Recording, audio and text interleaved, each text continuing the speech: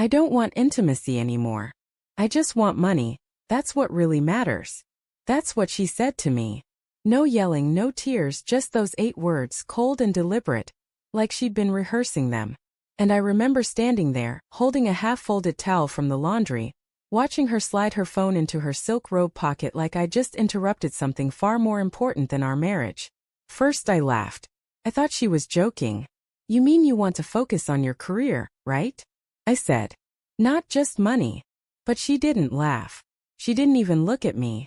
I mean exactly what I said, Daniel, she replied, finally glancing up with that weary, distant expression she'd been wearing for months. Love doesn't pay bills. Comfort does. That was the night I realized I was married to a stranger.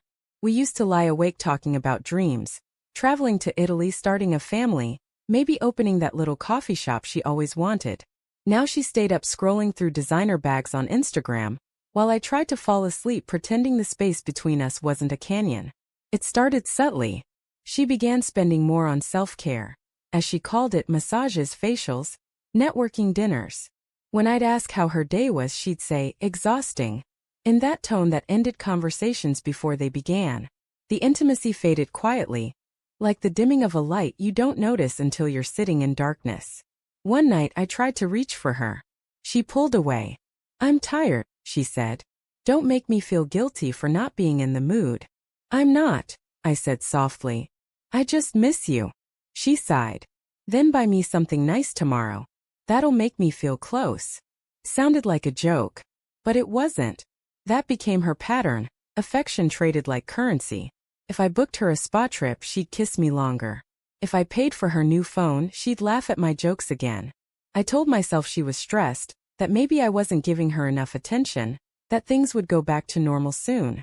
Love makes you invent reasons to ignore the truth. Then one afternoon while I was working from home, her phone buzzed on the counter. The name flashed. James Consulting.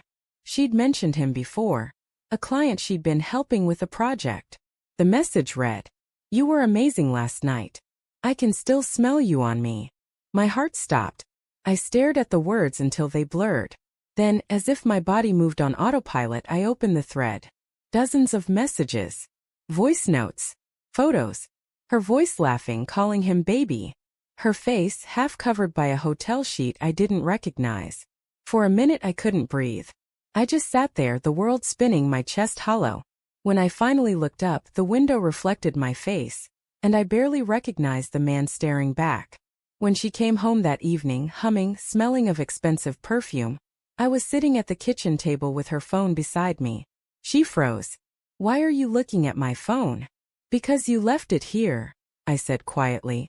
"And because I had to see for myself what I already felt." She swallowed hard. "Daniel, listen." "To what?" I cut her off. "To how you turned me into a paycheck. To how every kiss had a price tag." Her eyes hardened, and for a second I saw something cruel flash across her face. Defensiveness maybe, or shame dressed as anger. "You think you're some saint," she snapped. "You couldn't give me the life I wanted. You're content being ordinary." "I'm not." Her words landed like punches. "You could have said that," I whispered. "You didn't have to sell me lies." She looked down, her voice trembling now. "He made me feel powerful. Like I mattered. And I didn't?" She didn't answer. I packed a bag that night. Not hers, mine. She didn't try to stop me. She just stood there, arms crossed, like she was watching something inconvenient rather than tragic. I spent the night in my car, parked outside the park where we used to walk our dog. I scrolled through old photos, her smile, my hand on her back, sunsets, laughter. I kept thinking, how do two people go from promising forever to this? For weeks I lived like a ghost. Went to work, came home to silence, cooked for one. My friends noticed, asked what happened. I couldn't bring myself to tell them. How do you admit your wife traded your heart for a credit card? Then one morning she called. "Can we talk?" I didn't answer. She texted. "I'm sorry. I didn't mean it like that. Can we fix this?"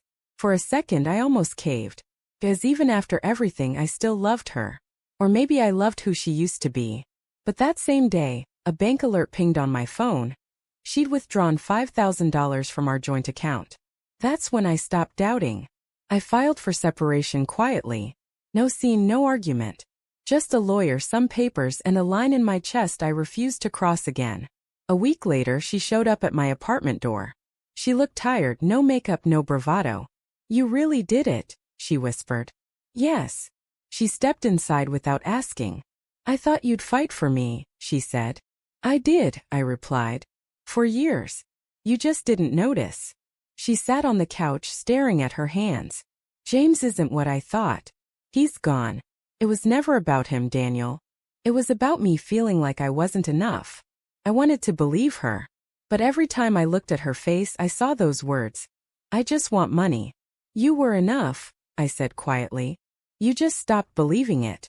And I can't fix that for you." Tears slipped down her cheeks. It was the first time I'd seen her cry in months. "Do you hate me?" she asked. "No," I said after a long silence. "But I can't love you the same way anymore." She nodded, stood up, and walked to the door. Before leaving, she turned back once. "You really were a good man," she said softly. "Maybe too good." When the door closed, I sat there for a long time, feeling the weight of every memory collapse into quiet. The divorce took 6 months. She moved in with a friend, then to a smaller apartment across town. I heard she lost her job soon after. Occasionally she'd text asking how I was, but I never replied. There wasn't anything left to say. Last week, I ran into her at the grocery store. She smiled nervously, holding a basket of instant noodles and discount wine. "You look good," she said. "Thanks," I replied. "So do you." We stood there awkwardly, strangers with history. Before she walked away, she whispered, "I hope you found what matters to you." I smiled faintly. "I did," I said. "And it wasn't money." She looked down, nodded once, and left. Driving home that night, I thought about everything I'd lost and what I'd gained. Peace. Self-respect. The realization that love isn't supposed to be a transaction. It's supposed to be a choice renewed daily without conditions. For so long I thought loving her meant giving her everything she wanted. But now I know love dies not when the money runs out, but when respect does. And as I pulled into my driveway, lights glowing warm through my window, I whispered to myself the truth I'd spent months avoiding. Sometimes walking away isn't losing. It's remembering what you're worth.